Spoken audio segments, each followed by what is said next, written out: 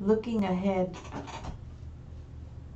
without taking your gaze off of them day by day, every morning. That's why amigo Obrador, which is friend Obrador, you are worth so much more than the webs they spin. You are pure Mexican and patriotic, like Morelos Hidalgo. You are the yell or the scream of the patriots that exclaims, we want justice and love. Wow, that was really touching. And so he says, I really liked this part of the text, which is really talking about what we're talking about today.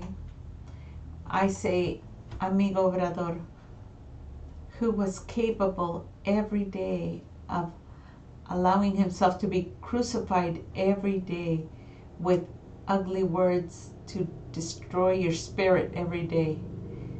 Because he comes out every day with a press that all they do is they utilize that position of the press to try and injure and hurt him. So here I want to reflect on the things that are going on. The situation are continuing and will continue. If he opens his eyes, if anything, whatever he does, that they will try to discredit him. But they are appearing ridiculous because it doesn't transcend, it doesn't make sense what they're saying about him. The evidence is profound. What weight does it carry? All it does is that people will make fun of them because they have done nothing. That he's done everything, that in such amount of time, that he's done it so rapidly and allows himself to be criticized and say what they want. And he's always respectful, and he respects their liberty and their right to say what they wish. And the most wonderful and greatest thing that a person can have is the right to express themselves. And we have that.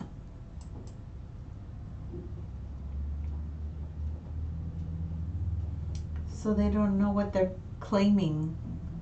So we need to open our eyes and see that we're in the presence of a great president. And then he says that the people can see the bad intentions of the people that were in power before, to now they're still attacking the president because they know that they will not ever be able to return to power. Yeah. They're worried because if he will be reelected, they're worried about that. But if people would try to reelect him, there would be nobody against him. But he's already said that he will not be allowed himself to reelect himself. But there's people say that that if the people wanted, he could be put in that position another 4 years. But he doesn't say that. The people say that. They want him. They would like him to continue. Anyway, so that's pretty much the end of their talk there. And I'm just so impressed, with with this whole thing with the president. So, I mean, I just there's a lot of channels that actually show the president. Oh, here is the response from El Papa, the Pope, because he had sent a letter. Okay. So he had mailed a letter to the Pope and to the King of Spain, because in the year 21, it's going to be 500 years since they invaded Mexico, and he was saying, how shall we commemorate this? Are we gonna, be happy that we were invaded and that our people were killed? And one historian was saying that at the time that they invaded Mexico, they would take the women and rape them and impregnate them, and if they had little boys born, they would beat them against the wall so that they would die, and they would only allow the females to be born, because they didn't want the line of the men, or those little boys to grow up and fight or be against them in any way, or whatever their reason was. But in any case, they were killing. I mean, they killed rampantly anyway. But it was just that AMLO was saying, what are we to do with this? Are we to just have a party that we were invaded? What do we do to commemorate this day? And so what he decided to do was to write a letter to the Pope, because they were also involved in the persecution of the people in Mexico, and a lot of cruelty and murders were done in the name of Christianity, or not Christianity, Catholicism, so he wrote a letter to the president and to the King of Spain, asking, well, nobody knows what the letters are, but he said that the gist of it is that he asked them to, to just ask the people for pardon or forgiveness on behalf of the people that on the behalf of the church, and on behalf of the kings, or the people that the kingdom that attacked him, so I guess because they're the king now, that he thought that they should ask for forgiveness and then just set it aside and forget it, and let that be in the past, but something that was addressed, dealt with, and what was impressive was that the day that AMLO mentioned that, he also asked for forgiveness on behalf of the Mexican government. He asked for forgiveness from the Aztecs, the Mayans, and the Indian people that were also have been abused and destroyed by the Mexican government. They've been treated as less than human for many years, and they are not provided for. In fact, in his new policy, he talks about how he's going to make sure that those areas that are not being reached at this time, they're abandoned and up in the hills, and they don't bother to help them out in any way. He vows to make that like a priority too, to get up there and build the roads, repair the roads, and give them the internet and electrical and water and all the bare necessities that that they still don't have. They're living in a state worse than even the most impoverished Mexicans. They're the original, or some of the original Mexicans, because there's still some that are basically native. They don't have any of the mixed blood. We're called mestizos. The Mexicans that are mixed. But we need to be proud of our heritage, of our Mexican heritage, because we're all made wonderfully in our own ways, and we all have something to offer. In any case, I'm just going to go ahead and see what the Pope had to say, because I haven't seen this yet, so we'll see this together and see what he said.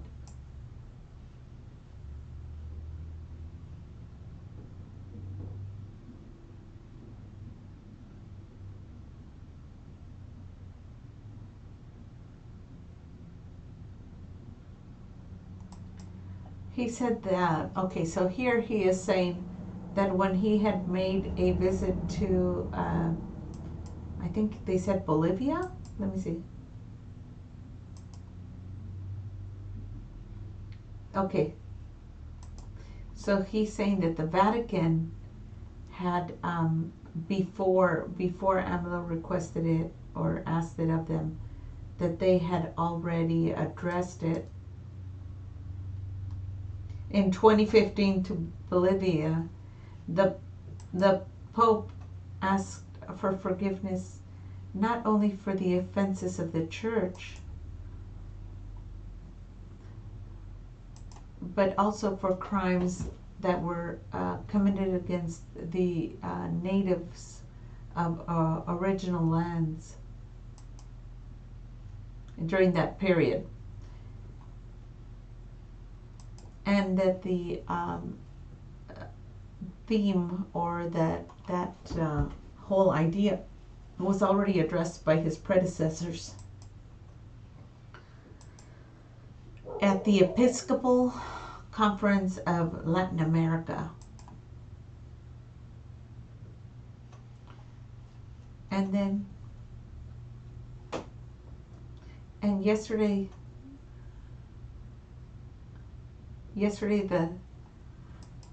so he says yesterday the government of Spain responded to a letter that we sent, or basically he sent, on behalf of the Mexican people to the King of Spain,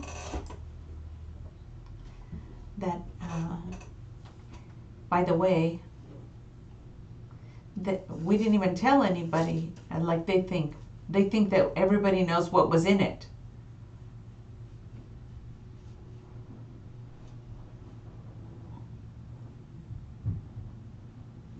He says, he goes, do you guys know what the letter says? Nobody knows what it says. He goes, I didn't expose it. I didn't even tell anybody about it. It was something between me and them that I wrote for them.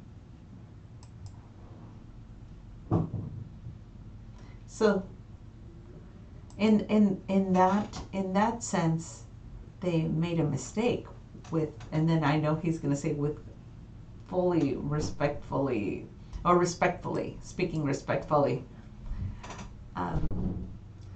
that this,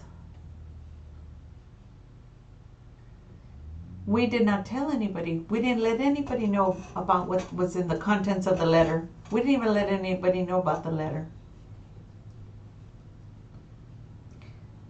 I did send the letters because I did say to the King Philip the Sixth of Spain, to the Pope Francisco, but they say that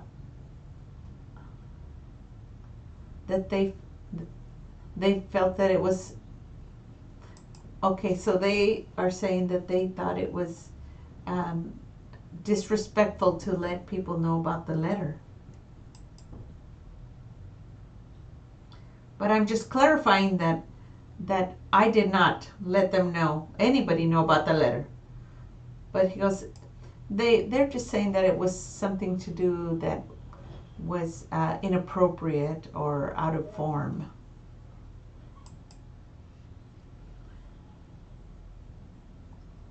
So they're saying that they reject what we are suggesting in this letter, which we have not published. And the reason we didn't say what was in the letter was due to respect, being respectful. Recording, Caleb. Mom? Who's here? Okay, pause. Okay. All right.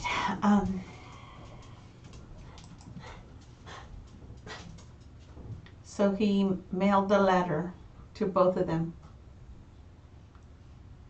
And so again, he says we didn't let them know.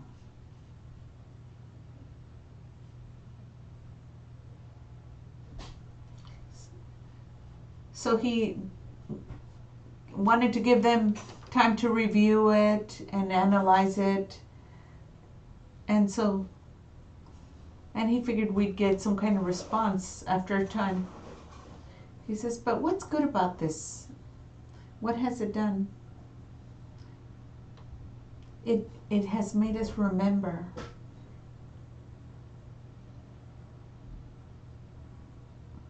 It had brought back to life in our historical memory.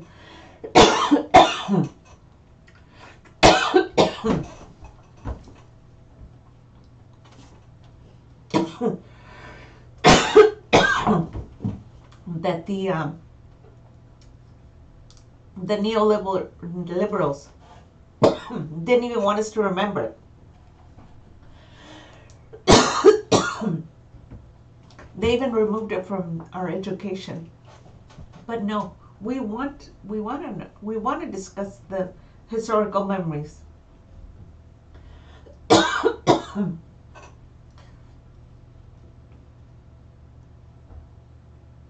With this, people will know what happened about 500 years. What were there any injustices and injuries? It is necessary to ask for forgiveness and to start a new reconciliation in a brotherhood. If we feel that we've got no reason to ask for forgiveness, that everything was fortuitous, normal, that there was no violations to what now we recognize as human rights. Well, all these things are something that need to be analyzed, not because we want to confront, but because we are looking that all these things that were kept in undercurrents, let it be out in the open and let it be ventilated and let everybody ask for forgiveness and reconcile. Because we're going to commemorate 500 years of them where they took over, and then 200 years of our independence. So how will we act? Will we celebrate? Why not first revise it, review it, and see what happened? We're not asking for anything except for forgiveness for the injuries. And that would be enough for us to reconcile. It's not to ask it for from Yeah, he's saying that he knows he did it in Bolivia, and he's done it in other places, but we also feel that the church should also would like. Okay, so now this is where he talks about. He says that they've asked for forgiveness in Bolivia and other places, but they've never asked for forgiveness. And this is the church, or the Catholic Church. And he says that he himself is asking for forgiveness from the Jackies for the extermination and for the repression of the Mayan community, and for the persecution of the Chinese immigrants that were assassinated in the revolution of Porfirio.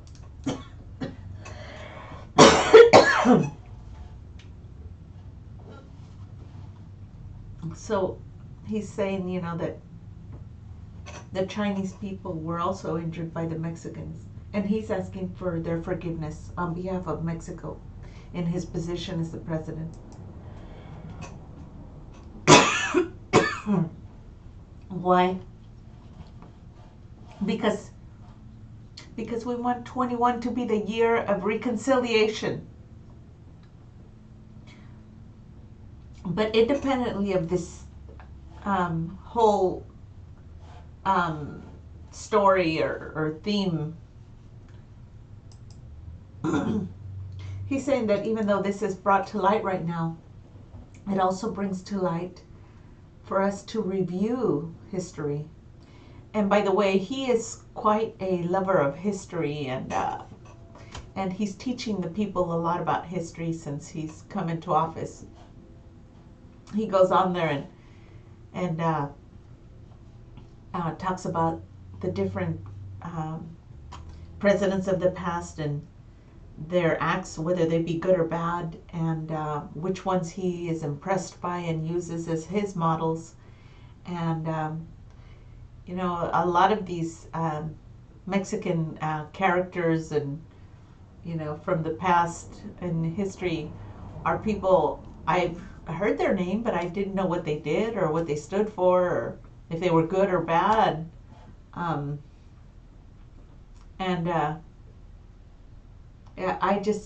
I love that he's teaching us, and right now he's talking about how we should take this opportunity, if not for the forgiveness part, at least it brought to light that we are,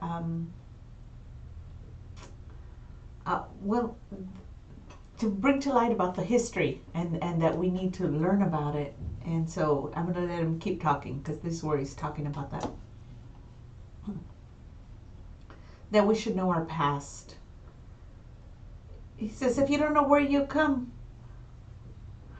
he says, the one who doesn't know where he came from, it'll be very hard for him to figure out which way to go from there, which way to turn.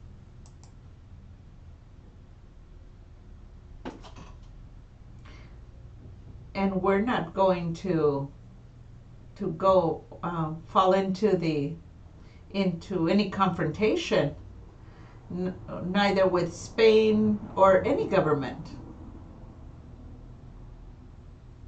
We're just putting it out there that we thought convenient to help to act with humility and to become brothers, a brotherhood.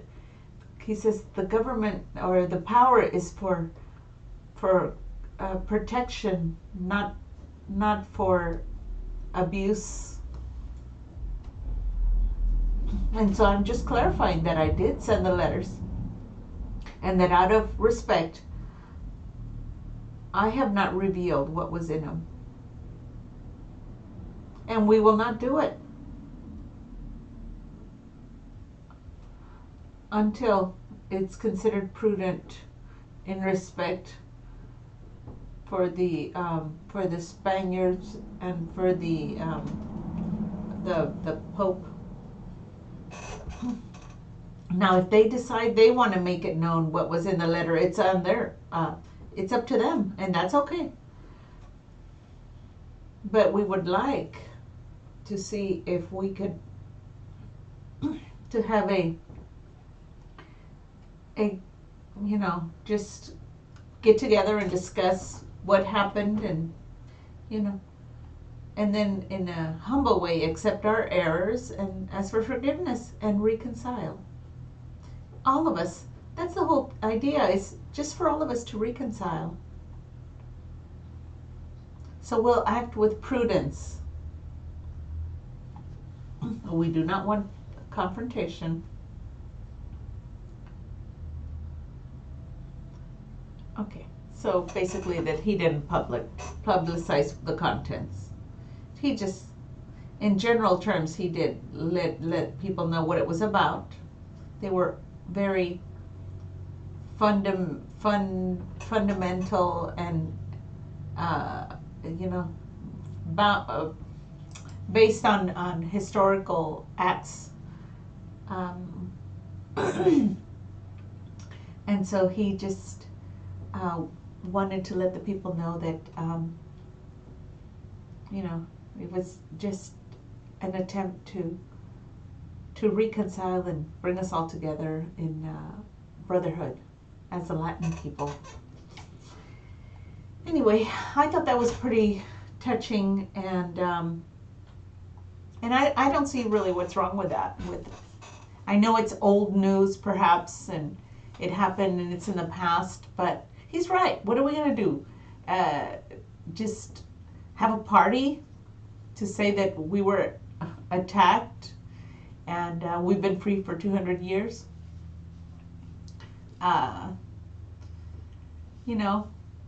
It would be nice if they said, gosh, that was horrible that we did that to you, and it's not me, that's in the past, but I understand that was tragic and horrible, and we're sorry that happened to you from our people, that we did that to you. That would be nice to hear, in my opinion. Yeah, my family, is quite mixed. So I do feel